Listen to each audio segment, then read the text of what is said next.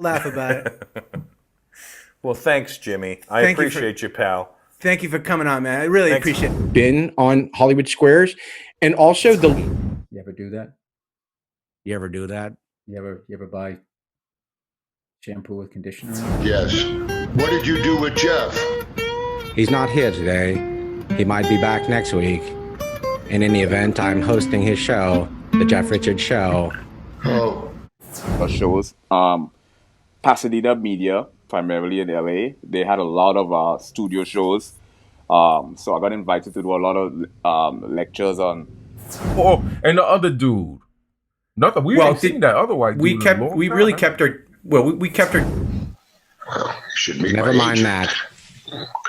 Never mind that, Brad. And it's hard to believe, but you were in a John Wayne Gacy movie. I mean, that's one of my favorite movies is 1, 2, 3 with. So we're going to venture into stuff like ambiguity.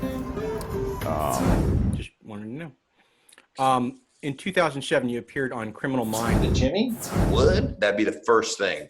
It has foam in it. I would. Surface is when a certain. What was that? it's my show. Killing it, boy, killing it.